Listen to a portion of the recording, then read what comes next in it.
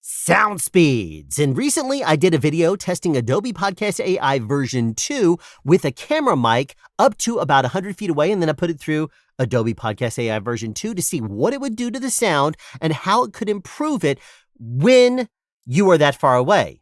And there were people in the comments and even sending me messages saying, well, that's all well and good, it's pretty cool, but how would it actually be if there was heavier background noise and not so quiet? Well, in this video, we're going to test out some loud environments. For this first test, I used my phone and the microphone, which is actually on the other side of this case right there, and I use it in a noisy environment. Let's hear how well it sounded. Now I'm in a very loud truck stop, and we're gonna see how well Adobe Podcast AI does on my voice when I'm not speaking up and using a camera microphone in an environment like this where there's trucks literally all around me, idling while I'm walking through them.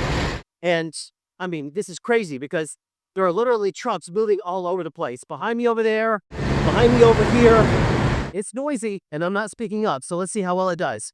And wouldn't you know it, it just so happens that a particular sound YouTuber has been taking microphones farther and farther over his head for nearly 8 years now to see how well it sounds in loud environments. So why don't we pull in some of our greatest examples of high background noise with a faraway microphone, and good microphones at that, and see how well it sounds going through Adobe Podcast AI version 2. We're now at full height on this ambient QP5150 boom pole. That's 16 feet over my mouth, just over 15 feet to the top of my head. And at this height, I would not be wanting to use these booms at all, but who knows? In post, you may be surprised at how well these short shotgun microphones do.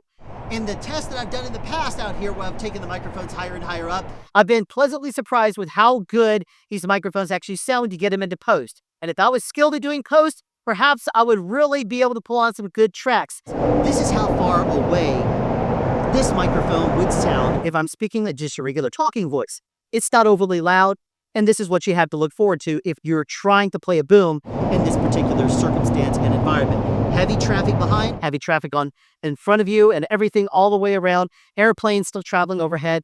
I think the only thing we're lacking now is trains, and there could be a train that comes by in this area. But I don't think so at this particular time. But this is the end of our field test on this particular environment, extreme noise. We're now full stick on the QP5150 boom, and the wind is calm down here. Hopefully it's calm up there too. This is the highest we're gonna take the S-Mic 3S, and if you're still able to hear me decently, then tell me in the comments below. Because honestly, I'd be very surprised if you would actually use anything this high with this microphone. We're now 32.5 feet over the top of my head. This is full stick on the longest boom pole in the world, an ambient QP6200, and we have an ambient QDS, also known as the dipstick, added in there too. At this height, this thing is as unstable as my last girlfriend. So we're gonna come back down and go on back to the studio. So unfortunate that I can't get in there. I was thinking if I could at least get there, I could probably run deep back there and see the Horseman Bridge and that kind of thing. But it's just a little bridge. I guess the cool thing is that I'm here in Sleepy Hollow in October. Cactus! Ishi cactus! There's the cactus of Arizona you're known for. Woo! Slow the down. Sound speeds, even in the rain, or in my case, the shower. Now, why am I in the shower for this particular episode? It's very simple. I'm dirty. No, not really. If I were, then obviously the clothes wouldn't be here, and you would not be here with me. Most likely. It actually did pretty good. Yeah, pretty good thing right there. Yeah, it went flying. So, what we can do now is... Oh, it reset the time code though.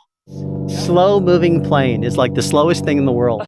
You know, it's hovering. It's like we found the only Harrier plane in the United States. That's it. That's a prop Harrier. A prop Harrier. Yeah. Which is very rare. It's extremely rare. You have to come to Curtis's house to see a prop Harrier. I'm powering this guy down. Alrighty.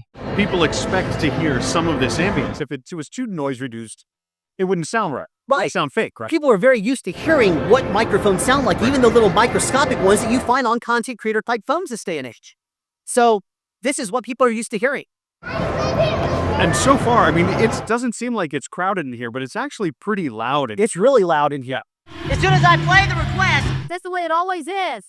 As soon as you play a request for people. they leave. It sucks. But medieval times, I love it. I love going to medieval times.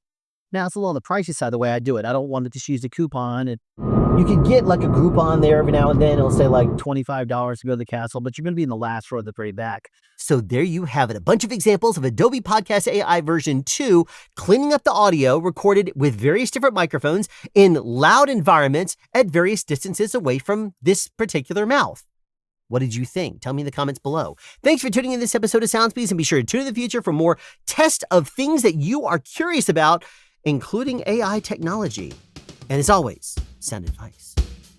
Have a question you'd like answered or want to add something? Be sure to write it in the comment section down below. You can also make a suggestion for future topics of discussion. Again, comment section down below, or you can email me at soundspeeds@yahoo.com. Be sure to subscribe and turn on notifications so you won't miss out on future sound advice.